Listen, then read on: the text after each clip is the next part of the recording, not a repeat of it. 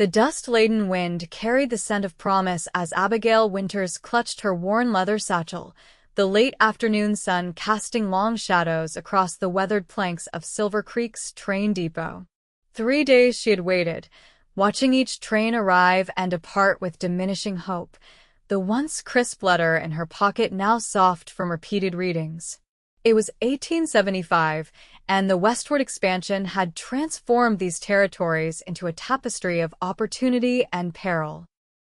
Silver Creek, Wyoming was barely a town, more an outpost with aspirations, but it represented everything Abigail had gambled on when she left Philadelphia behind.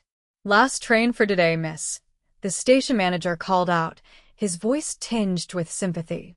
He had watched her vigilance for days now, had seen the hopeful rise to her feet with each whistle, only to sink back down as strangers disembarked.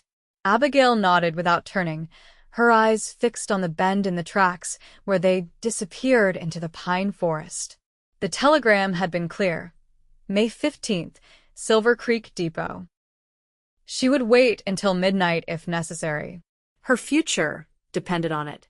As the sun began its final descent behind the jagged mountains, the distant whistle of an approaching train pierced the quiet. Abigail straightened her skirts and smoothed her auburn hair, tucked neatly beneath a modest bonnet. This train wasn't scheduled, but frontier timetables were suggestions at best. The locomotive rumbled into view, belching black smoke that curled skyward. It groaned to a halt, steam hissing around its iron wheels.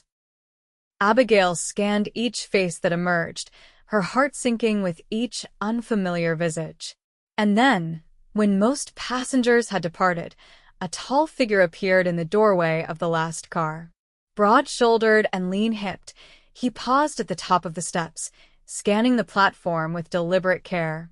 The fading light caught the silver conchos on his leather vest and the well-worn handle of the revolver at his hip. Time seemed suspended as their eyes met across the platform. Abigail felt her breath catch in her throat.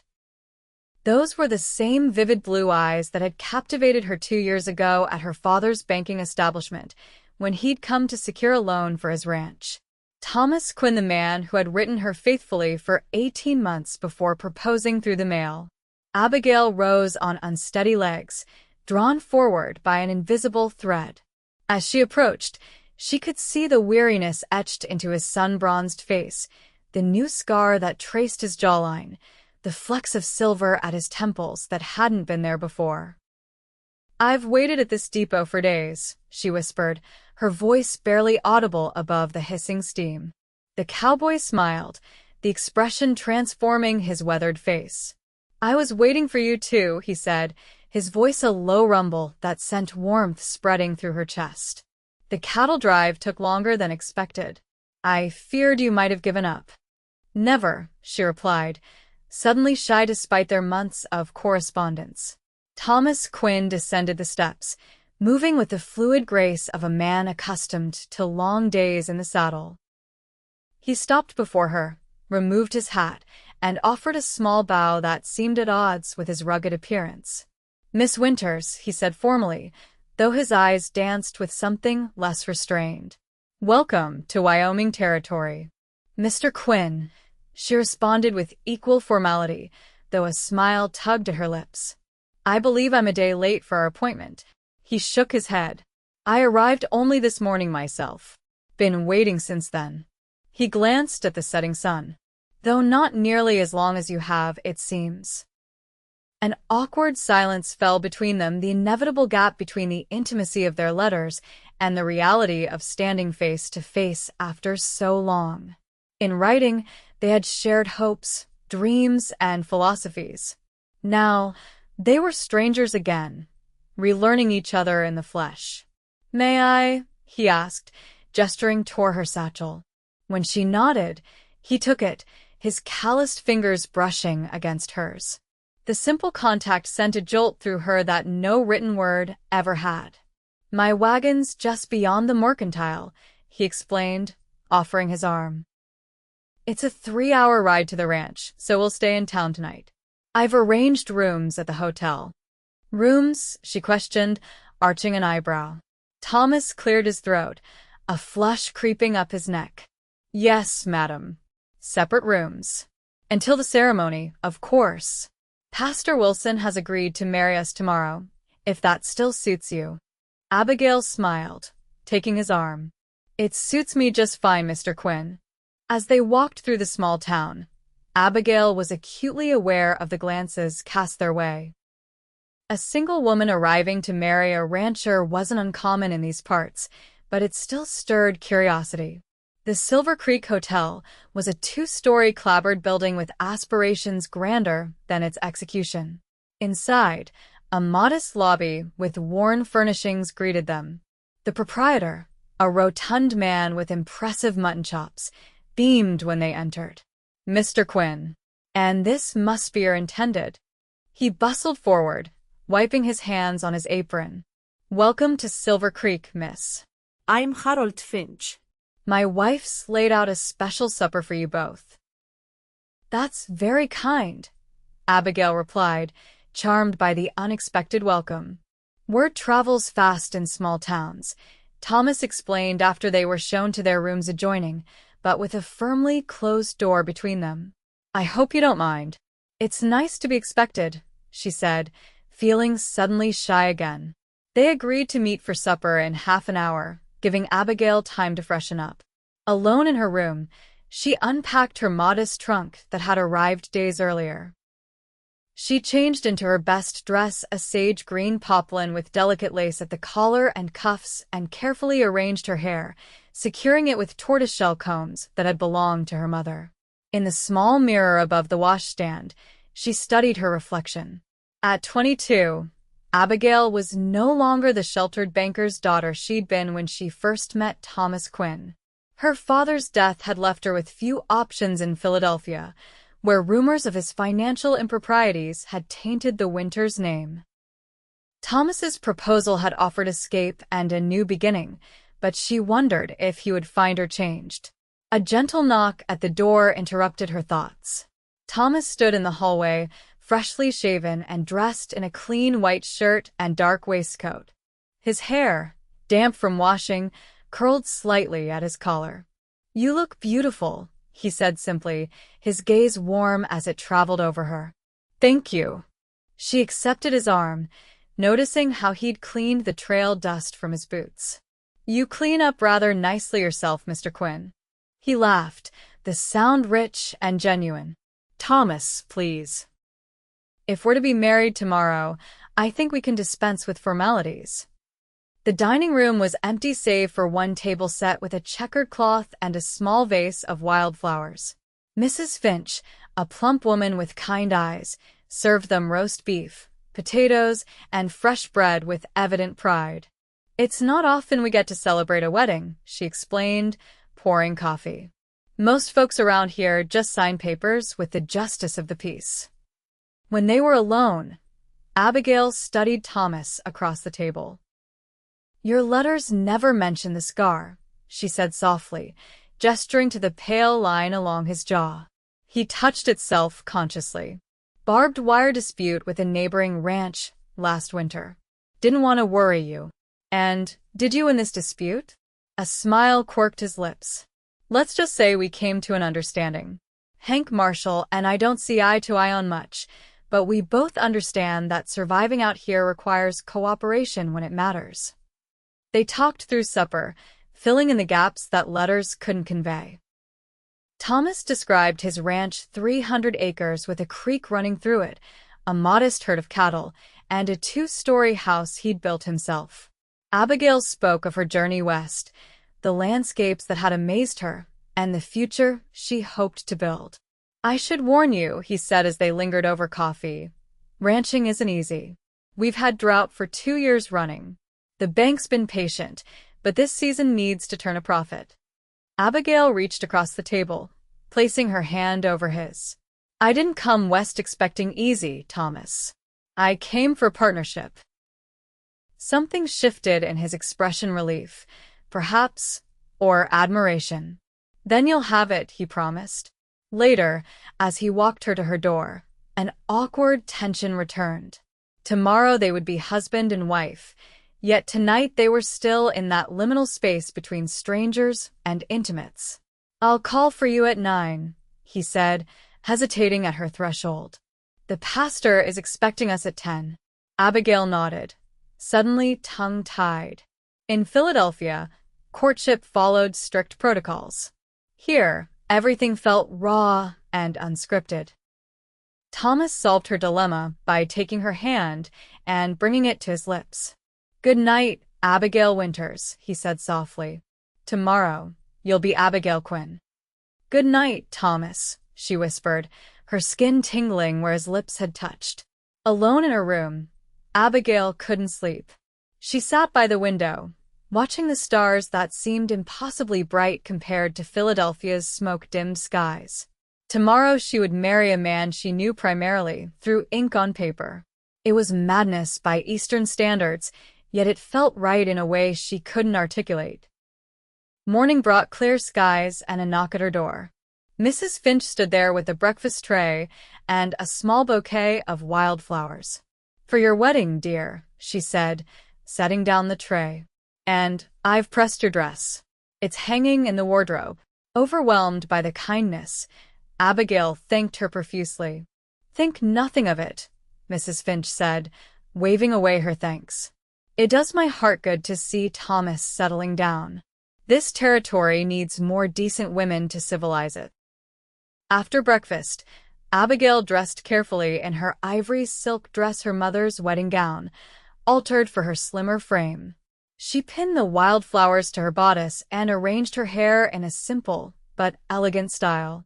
When Thomas knocked at 9, she opened the door to find him in a black suit that stretched across his shoulders, looking both uncomfortable and handsome. "You," he began, then stopped, his eyes wide. "You're a vision, Abigail." She blushed, pleased by his obvious admiration. "You look very handsome yourself." He offered his arm, and together they walked to the small white church at the edge of town. Pastor Wilson, a tall man with a shock of white hair, greeted them warmly. The ceremony was simple and brief, witnessed only by the Finches and a few curious townspeople who had heard about the wedding. When Thomas slipped the gold band onto her finger, his mother's ring, sent from Boston for this purpose, Abigail felt the weight of the moment. This was no longer the adventure she had imagined while reading his letters in her father's study. This was her life now, bound to this man and this wild country. Thomas, take thee, Abigail," he said, his voice steady as he repeated the pastor's words. His eyes never left hers, conveying what words could not: commitment, hope, and something that might one day be love. Abigail, take thee, Thomas," she responded, surprised by the strength in her own voice. Whatever uncertainties lay ahead, she faced them willingly, with this man at her side. "I now pronounce you man and wife," Pastor Wilson declared. "Mr. Quinn, you may kiss your bride." Thomas hesitated, then leaned forward. His lips touched hers gently, a question rather than a demand. Abigail answered by leaning into the kiss, her hand finding his cheek. When they parted, both were slightly breathless. After accepting congratulations, they returned to the hotel to collect Abigail's belongings. The wagon journey to the ranch would take the remainder of the day, and Thomas was eager to reach home before dark. The wagon was loaded with supplies from the mercantile: flour, sugar, coffee, and tools, as well as Abigail's trunk. Thomas helped her onto the wooden seat, then climbed up beside her and took the reins. "Ready, Mrs. Quinn?" he asked, a smile playing at his lips as he used her new name for the first time. "Ready, Mr. Quinn," she replied, matching his smile. As they left Silver Creek behind, the landscape opened up before them, rolling grasslands dotted with sage, distant mountains sharp against the sky. Abigail breathed deeply, savoring the clean air and endless horizon. "It's beautiful," she said, taking in the wildness around them. "It can be harsh, too," Thomas cautioned. "Winters are brutal. Summers can be scorching. But there's a freedom here I've never found anywhere else." They traveled through the afternoon, Thomas pointing out landmarks and sharing stories of the area. He had come west after the war, like many men seeking a fresh start. 5 years of hard work had built his ranch from nothing to a modest but growing operation. "What made you answer my advertisement?" he asked as they forded a shallow creek. "You must have had suitors in Philadelphia." Abigail considered the question. "After my father died, everything changed. The life I knew disappeared overnight. Your letters offered something real: hard work, yes, but honest work. A partnership, not just security." Thomas nodded, understanding in his eyes. "And the man who wrote them? Did he factor into your decision?" She smiled, feeling bold in this new land. His words suggested a man of intelligence and character. The fact that I remembered him as handsome certainly didn't hurt. He laughed, the sound echoing across the open range. "I'm glad to hear it, though I fear your memory was overly generous." "Not at all," she said softly.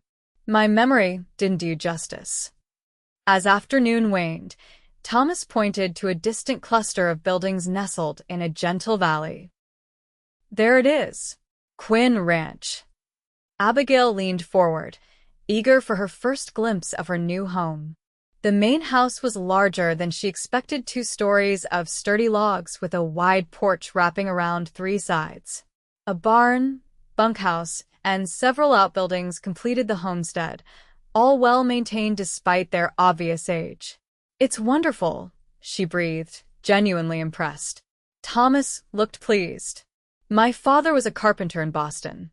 He taught me well, though he never lived to see what I built here." As they approached, a figure emerged from the bunkhouse, a weathered man in his 50s who raised his hand in greeting. "That's Silas," Thomas explained. "My foreman. There are 2 other hands who work the ranch with us, Ben and Luis. They're probably out with the herd." Silas approached as Thomas helped Abigail down from the wagon. "Welcome home, boss," he said, then tipped his hat to Abigail. "Madam, it's a pleasure to meet the new Mrs. Quinn." "Thank you, Silas," she replied warmly. "I look forward to getting to know everyone." "I've had the boys clean the house top to bottom," Silas continued. "And Mrs. Abernathy from town sent over a stew for your supper." Thomas clapped him on the shoulder. "You've thought of everything as usual." "Just doing my job," Silas replied, though he looked pleased. "I'll stable the horses while you get the missus settled." Thomas carried Abigail's trunk into the house, leading her through rooms that showed care in their construction but a bachelor's sparseness in furnishing. The main floor held a kitchen with a large hearth, a dining room with a hand-hewn table, and a sitting room with 2 leather chairs before the fireplace. Upstairs, 3 bedrooms branched off a central landing.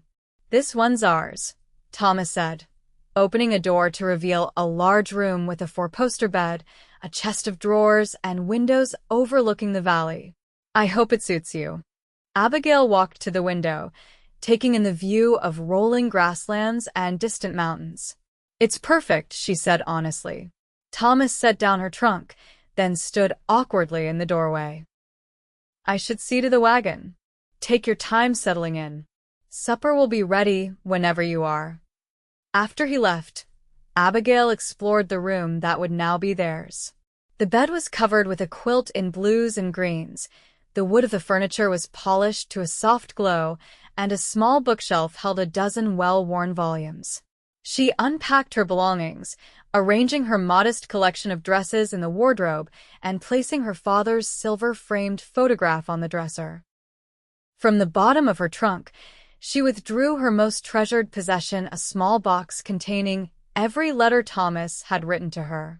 Each one had brought him more clearly into focus, from his descriptions of ranch life to his thoughtful reflections on books they had both read.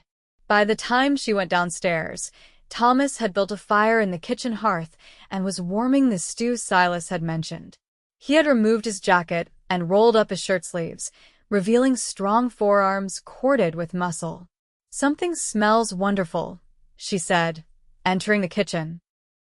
He turned, a smile lighting his features. Mrs. Abernathy's famous venison stew. She only makes it for special occasions.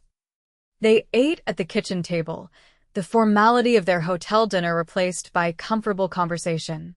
Thomas explained the rhythms of ranch life: early mornings, long days of work, and the seasonal cycles of calving, branding, and driving cattle to market. "Tomorrow I'll show you around properly," he promised.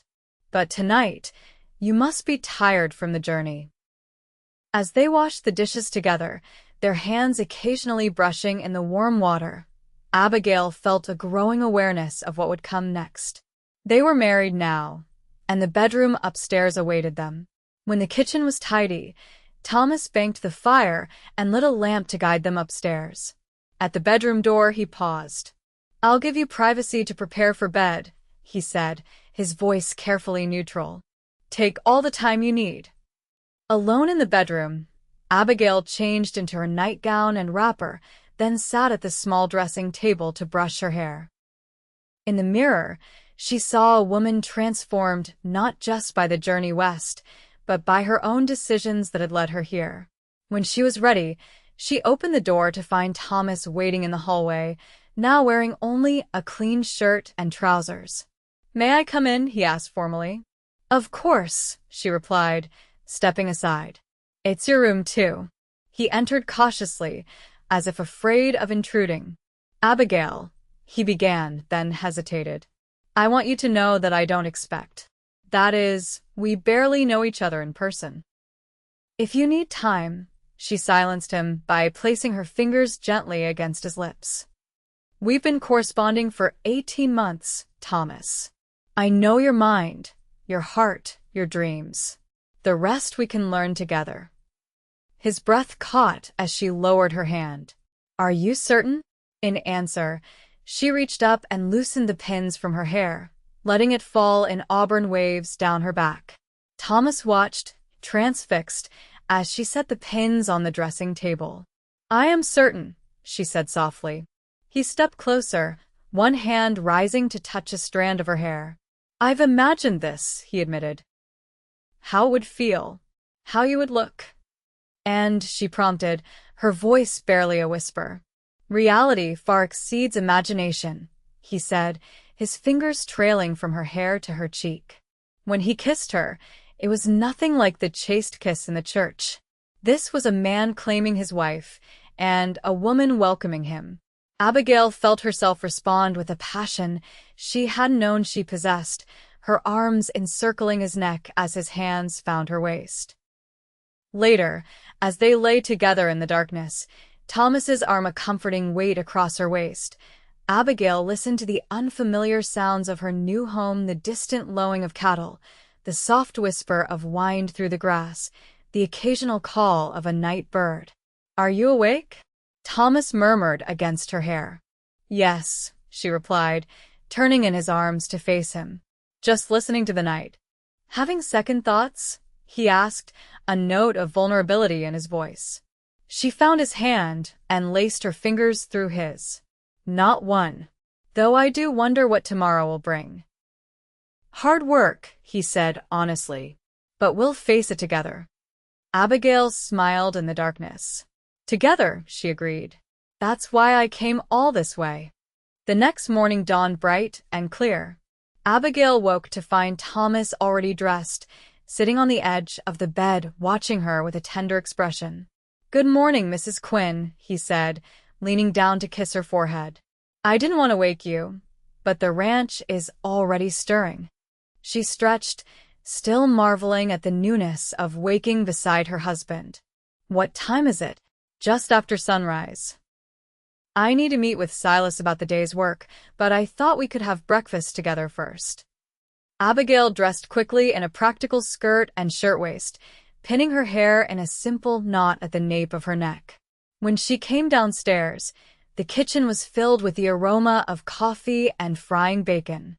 "You cook," she observed, pleasantly surprised. Thomas grinned over his shoulder. "Bachelor survival skills. Though I'll happily relinquish kitchen duties to you if you're willing." "We'll share them," she decided, moving to his side to help with the eggs. "As we will everything else." After breakfast, Thomas took her on a tour of the ranch. They walked the perimeter of the main buildings, then rode in a buckboard to see the pastures where the cattle grazed. Abigail, who had ridden in Philadelphia's parks, was eager to learn Western horsemanship.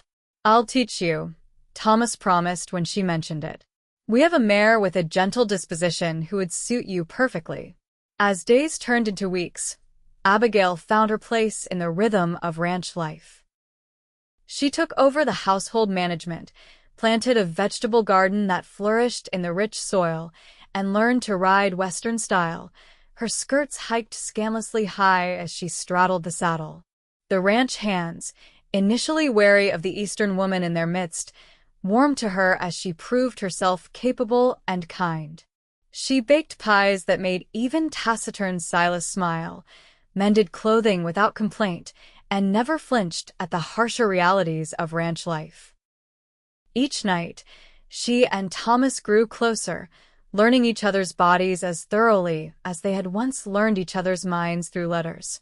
Sometimes they would read aloud to each other from the small collection of books in the house, adding new volumes whenever they made the journey into Silver Creek. Summer brought long days of hard work and brief moments of tranquil beauty, sunsets that painted the sky in impossible colors, wildflowers that carpeted the meadows, and starlit nights spent on the porch wrapped in a single blanket. It also brought challenges. A lightning strike started a prairie fire that threatened the northern pastures, requiring all hands to fight the flames day and night. A dispute with a neighboring rancher over water rights escalated until Thomas came home with a split lip and bruised knuckles. And always, the specter of drought hung over them, making every cloud a source of hope and every clear day a cause for concern. Through it all, Thomas and Abigail's partnership deepened. She learned to help with calving, her small hands sometimes making the difference between life and death for a struggling calf. He learned to consult her on business decisions, valuing her sharp mind and fresh perspective. One evening in late August, as they sat on the porch watching the sunset, Abigail rested her head on Thomas's shoulder. "I have something to tell you," she said softly. He turned to look at her, concern in his eyes. "Is everything all right?" She smiled, taking his hand and placing it over her still, flat stomach. "Everything is wonderful. We're going to have a baby, Thomas." His expression transformed from confusion to wonder. "A baby? You're certain?" "As certain as one can be without a doctor's confirmation. But all the signs are there." Thomas pulled her into his arms, his joy evident in the way he held her firmly but carefully, as if she had suddenly become infinitely precious. "A child," he whispered against her hair. "Our child." The news energized Thomas's efforts to prepare for winter. He drove the cattle to market himself, returning with enough supplies to last through the cold months, and a special surprise for Abigail, a rocking chair crafted by Silver Creek's carpenter. "For when the baby comes," he explained as he placed it by the fireplace in their bedroom. Abigail ran her hands over the smooth wood, touched by his thoughtfulness. "It's perfect, Thomas."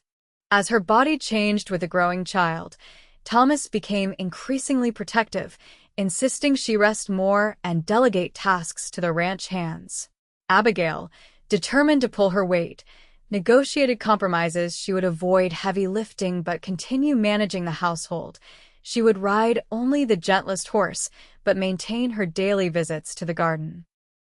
Winter descended with its usual ferocity, blanketing the ranch in snow and confining them mostly to the house.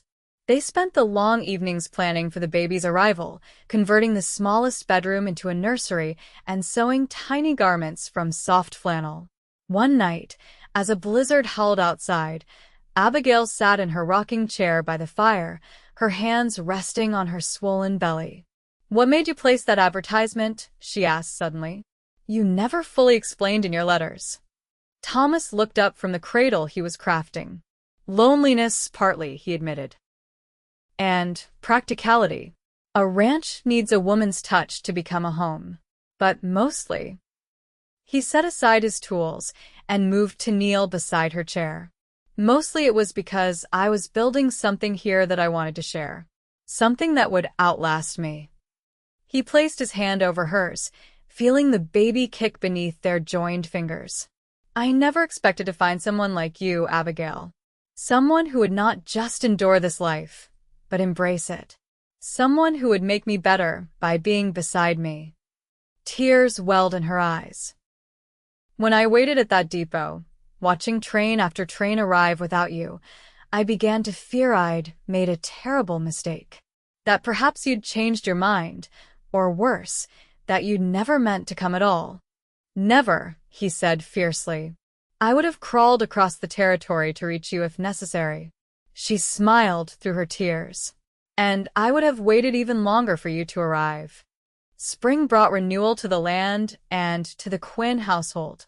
The snow melted, revealing tender green shoots pushing through the soil. Calves were born, wobbling on unsteady legs beside their mothers. And on a clear April morning, after a long night of labor, Abigail gave birth to their daughter. Thomas, who had paced outside the bedroom door while Mrs. Abernathy attended his wife, burst into tears when he was finally allowed to enter. Abigail, exhausted but radiant, held out the swaddled infant. "Meet your daughter, Thomas," she said, her voice thick with emotion. "I thought we might call her Elizabeth after your mother." He took the tiny bundle with trembling hands, marveling at the perfect features and shock of dark hair. "Elizabeth Quinn," he said softly. "Welcome to the world, little one." As he looked from his daughter to his wife, Thomas felt a completeness he had never known before. The ranch, the land, the life he had built, all of it had been leading to this moment, to this family. "I love you," he said simply, the words inadequate to express the depth of his feeling.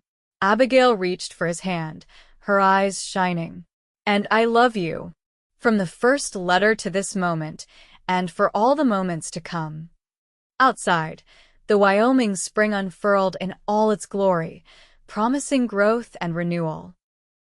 Inside, the Quinn family embraced their future, built on patience, perseverance, and a love that had begun with waiting at a depot, in letters, and in hearts that had somehow known they were destined to find each other.